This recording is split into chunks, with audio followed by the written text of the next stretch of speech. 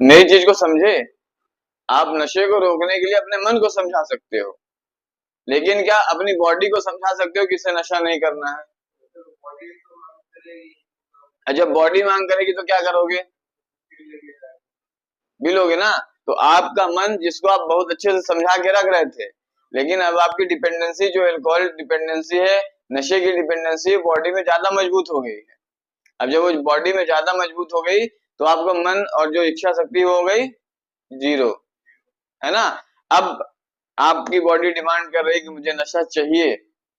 आप अपने मन को समझा रहे हो कि नहीं नहीं मजा नहीं आ रहा है, नशा बुरी बुरी चीज है, इसको नहीं करूंगा, आज के बाद छोड़ दूंगा। लेकिन आपकी बॉडी बार बार रिएक्ट कर रही है ना। आपको भूख लगती है तो आपको थरथराहट होती है ना, सेम ऐसी थरथराहट जब नशा नहीं होता तब भी होती है। कई लोगों ने नोटिस किया होगा। थरथराहट तो इतनी भी बढ़ जाती है, कभी कभी बिना नशे के भी लोगों को मिर्गी आ जाते हैं, चक्कर आ जाते हैं। तो ये किस वजह से हो रहा है? आपके दिमाग की वजह से तो नहीं हो रहा ना, आपके मन की वजह से नहीं हो रहा है।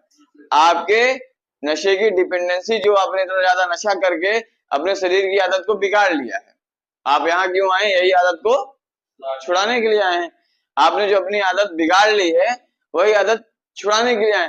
तो सिंपल सा फंडा ये समझिए कि आदत छुड़ानी है तो क्या ये एक दिन का काम है? एक दिन में आदत छूटेगी क्या?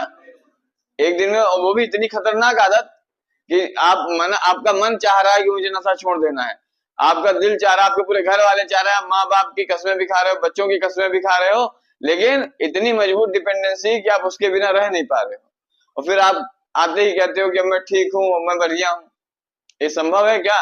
कितने लोगों को ऐसा लगता है? बहुत सारे लोग होते हैं कि यहाँ से जाने के बाद फिर से नशा करते हैं कि नहीं करते? बहुत सारे लोग होते हैं। तो इसका मतलब ये नहीं है कि यहाँ से जाने के बाद लोग ठीक नहीं होंगे, इसका ये मतलब बिल्कुल भी नहीं है। और आपको ये भी पता है कि जिस दिन व्यक्ति यहाँ आता है उसी दिन ये कहता है कि अब मैंने सारा नशा छोड़ दिया, मैं आज के बाद कोई नशा नहीं करूंगा। ये लाइन तो उसने अपने घर में भी कही थी ना। आप लोगों को पता हो कि आपने ये लाइन कई बार अपने घर में कही है। अपने मम्मी की कसम खाई, मम्मी ने चिल्लाया होगा, उस दिन भी कसम खाई, मम्मी आज के बाद नहीं करूंगा। छोटी सी बच्ची होगी, उसने कहा होगा कि बेटा पापा नशा मत करो, बुरी चीज है, आपने उसकी भी कसम खाई होगी, ठीक है बेटा नहीं करूंगा। पत्नी को भी कई बार कूटा भी होगा आपने, है ना।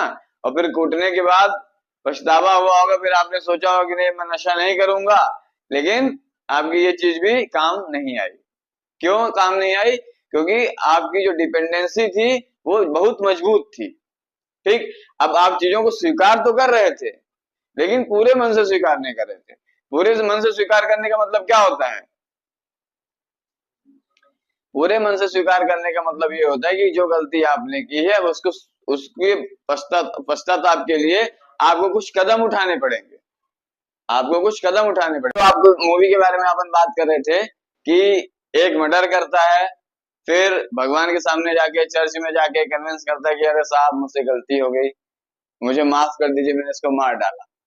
फिर उसके बदले में कुछ दान दक्षिणा किया और अगले दिन जाके फिर मर्डर करने के लिए रेडी, या आज मर्डर करेंगे।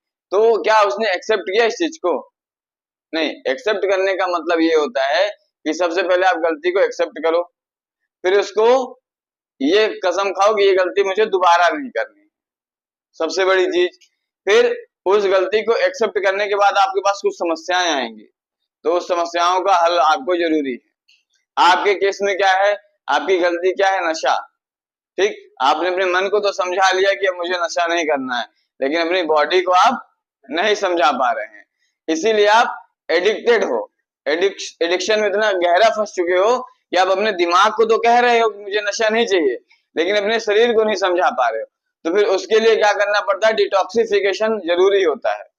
डिटॉक्सिफिकेशन के लिए समय लगता है, बिना डिटॉक्सिफिकेशन के आप नशा नहीं छोड़ सकते। डिटॉक्सिफिकेशन का हिंदी में मतलब क्या होता है? विष हरण या सफाई, है ना। बॉडी से जो भी नशा है, जो भी केमिकल आप ले रहे थे उसको हटाना, क्योंकि जब तक वो आपकी बॉडी में मौजूद रहेगा आपकी बॉडी कुछ ना कुछ रिएक्ट करती रहेगी। और बॉडी का रिएक्शन का मतलब ये है कि आपकी डिपेंडेंसी जो है बॉडी के ऊपर तगड़ी है ना।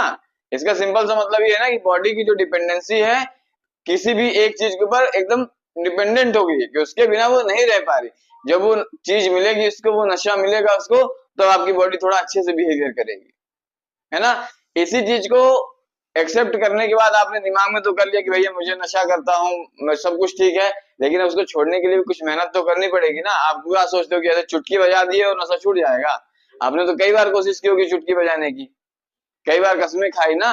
जब आदमी अपने मतलब दुनिया में सबसे प्रिय हमारे हिसाब से अपना बच्चा होता है, और खासकर लड़का, उस लड़के की जब आप कसम खाने के लिए तैयार हो जाते हो, कसम खा लेते हो और उसके बाद भी नशा करते हो, तो सोचो वो नशा प्रिय है कि वो बच्चा प्रिय है। बच्चा प्रिय नहीं है, तभी तो आप नशे की तरफ दोबारा चले गए ना, है ना। तो आप चीजों को एक्सेप्ट करो, एक्सेप्ट करने के बाद डिटॉक्सिफिकेशन होना आपकी बॉडी का बहुत आवश्यक है।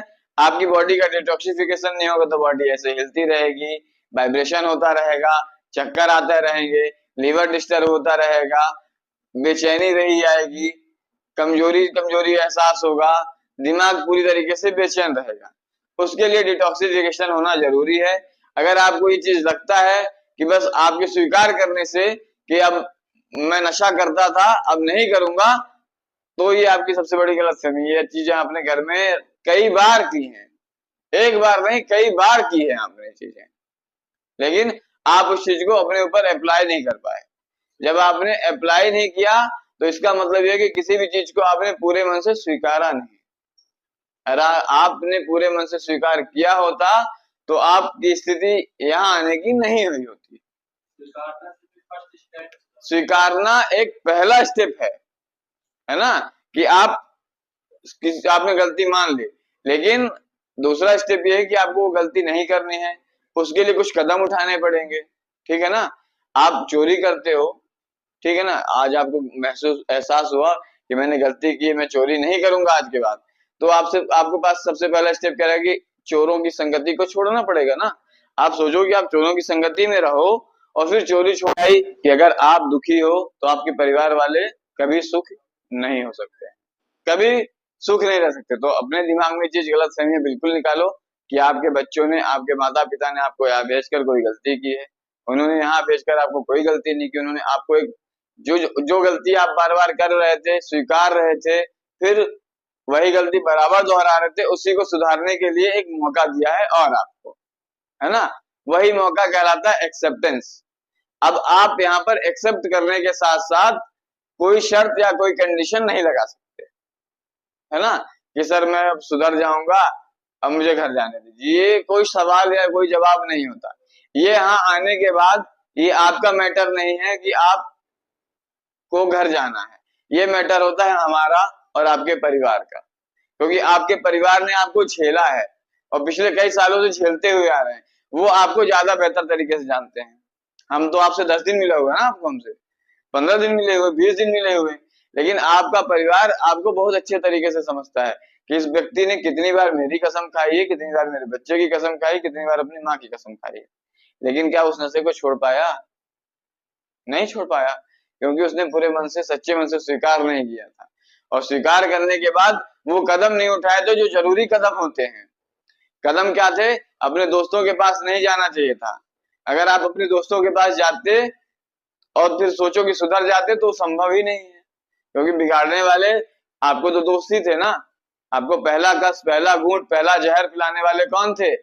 आपके सच्चे मित्र, सच्चे मित्र। ये मुझे इस चीज का तो पूरा विश्वास है कि जब तक आप नशे में रहोगे, नशा करने के लिए उनको पैसा दोगे, नशे की पूर्ति करते रहोगे, तो आपका साथ कभी नहीं छोड़ेंगे, कभी नहीं छोड़ेंगे। आप मुसीबत में रहोगे, साले 2 कोरेक्स सीसी लगाएंगे और फिर आपसे लड़ाई, आपके लिए लड़ाई झगड़ा करने के लिए तैयार हो जाएंगे, क्योंकि वो भी तो वही है जो जैसे आप हो, वो भी तो वही है जैसे आप हो। आप भी नशा कर रहे थे, वो भी नशा कर रहे हैं, आप भी नशा करके लूटपाट कर रहे हो, वो भी नशा करके लूटपाट कर रहे हैं, ऐसा ही है ना। तो सबसे बड़ी चीज, सबसे मूल चीज ये है कि किसी भी चीज को स्वीकारना कोई बड़ी बात नहीं है, क्योंकि हम आए दिन कोई ना कोई चीज स्वीकार करते रहते हैं, थोड़ी सी गलती हो गई यार, स्वीकारना, स्वीकारने के बाद उस गलती को दोबारा ना करना, और उस गलती को दोबारा ना करने तक जो भी फॉलो स्टेप होते हैं उनको फॉलो करना, यही होता है एक्सेप्टेंस। सिर्फ स्वीकार करने को अगर आप कहो कि एक्सेप्टेंस है तो वो आपकी गलत फहमी है ना। सिर्फ किसी चीज को स्वीकार करना भी बिल्कुल एक्सेप्टेंस नहीं है।